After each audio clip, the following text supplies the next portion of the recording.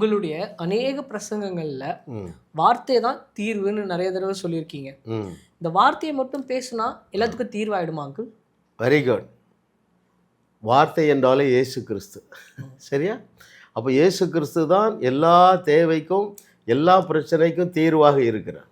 Right? அவர் எப்படி அதில் அந்த பவர் வைத்திருக்கிறார் என்று சொல்லி நான் உங்களுக்கு விளக்குகிறேன் பாருங்கள். நமக்கு தேவை என்ன? அபிஷேகம் வேணும். நீ வார்த்தையை அல்லது சத்தியத்தை சரியாக அறிந்தால்தான் அந்த அபிஷேகத்தை பெற்றுக்கொள்ள முடிகிறது. உனக்கு என்ன வேணும்? ஆரோக்கியம் வேணும்.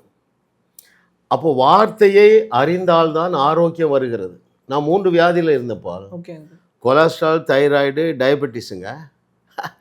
12 வருஷம் மாத்திரை சாப்பிட்டேன். ரைட்? அந்த வார்த்தை எனக்கு மாம்சமாகவில்லை. எந்த வார்த்தை? 1 பேதுரு 2:24. அந்த வார்த்தையை நான் தியானித்தேன். அவருடைய தழும்புகளால் குணமானீர்கள். நான் திரும்ப திரும்ப தியானித்தேங்க. அந்த வார்த்தைக்குள்ள வல்லமை வெளிப்பாடாக வந்து என்னுடைய வாழ்க்கையிலே காணப்பட்ட 3 வியாதிகளில் இருந்தும் என்னை விடுவித்தது வார்த்தையில் இருந்த வல்லமை. உனக்கு வேற என்ன வேணும்? சுகம் வேணும் இல்லையா? இந்த உலகத்தில் பார்த்தா 30 வயசான எல்லா வியாதியும் வந்துடுது. அப்போது அவருடைய வார்த்தை உனக்கு மாம்சமாக வேண்டும். அடுத்ததாக தேவனுடைய பிள்ளைகள் அதிகமாக பாதிக்கப்பட்டிருக்கிற காரியம் பொருளாதாரத்தில். அநேகர் இன்வேரியபிளி வாஸ்ட் மெஜாரிட்டி நல்ல கிறிஸ்தவர்களும் கடன் பிரச்சனையில் இருக்கிறீங்க. ஏன்? அந்த வார்த்தை மாம்சமாகவில்லை. எந்த வார்த்தை?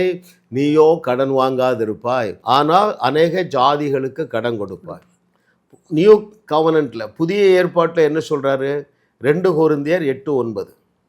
உங்களை ஐஸ்வர்யவன் ஆக்க அவர் சிலுவையிலே தரித்திரர் ஆனார். அந்த வார்த்தையும் வெளிப்படலை. ரைட்? ஆனால் அதற்குள்ளதான் ஐஸ்வர்யத்தை வைத்திருக்கிறார். ரைட்? 2 கொரிந்தியர் 8:9. அருமையான தேவனுடைய பிள்ளைகளே, உங்கள் வாழ்க்கையில் இன்னும் தரித்திரம் இருக்கிறது, கடன் பிரச்சனையில் இருக்கிறீர்கள் என்றால் 2 வசனம் சொல்கிறேன், 2 வார்த்தை சொல்கிறேன். அதற்குள்ள சூப்பர் நேச்சுரல் பவர் வைத்திருக்கிறாருங்க. 2 கொரிந்தியர் 8:9 என்ன சொல்லுகிறது தெரியுமா? உங்களை ஐஸ்வர்யவன்கள் ஆக்கும்படி அவர் சிலுவையிலே தரித்திரரானார். 2 கொரிந்தியர் 9:8 என்ன சொல்லுகிறது தெரியுமா? நீங்கள் சகலவித நன்மைகளையும் சம்பூரணமாக அனுபவிக்க அவர் சிலுவையிலே தரித்திரரானார். அப்படி என்றால் என்ன பொருள் தெரியுமா? சிலுவையில் நடந்ததை நான் உங்களுக்கு ஒரு டெமான்ஸ்ட்ரேட் பண்ணுறேன். இவர் இயேசு கிறிஸ்துங்க. அவர் சிலுவையிலே தரித்திரரானார். எப்படி தெரியுமா? நீங்கள் சுமக்கிறீங்களே கடன் பிரச்சனை, தரித்திரம், இதை தூக்கி ஏசப்பா மேலே வைத்ததுனால அவர் தரித்திரரானார். அவர் மேலே இருந்த தேவரக ஐஸ்வர்யத்தை தூக்கி உங்கள் மேலே வைத்ததுனால நீங்கள் ஐஸ்வர்ய சம்பன்னரானீர்கள். ஆபிரகாமுடைய பூமி தாங்க முடியாத ஆசீர்வாதங்களுக்கு சொந்தக்காரர்கள் ஆகிவிட்டீங்க.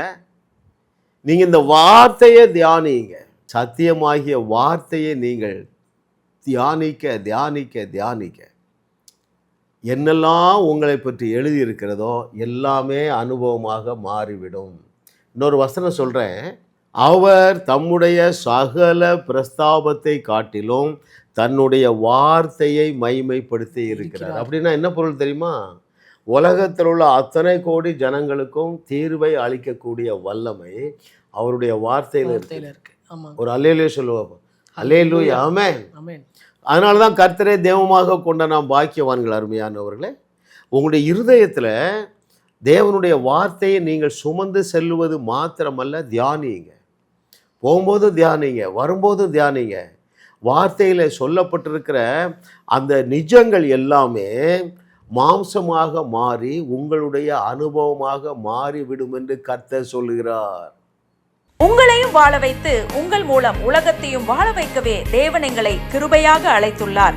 விடுதலை பெறவும் சுகத்தை அனுபவிக்கவும் தொலைபேசியில் எங்களோடு தொடர்பு கொள்ளுங்கள். ஜாஸ் மினிஸ்ட்ரீஸ் யூடியூப் சேனலில் தொடர்ந்து செய்திகளை கேளுங்கள், சப்ஸ்கிரைப் செய்யுங்கள், வீடியோக்களை லைக் செய்து பலரோடு பகிர்ந்து கொள்ளுங்கள். அவர்களும் ஆசீர்வதிக்கப்படட்டும்.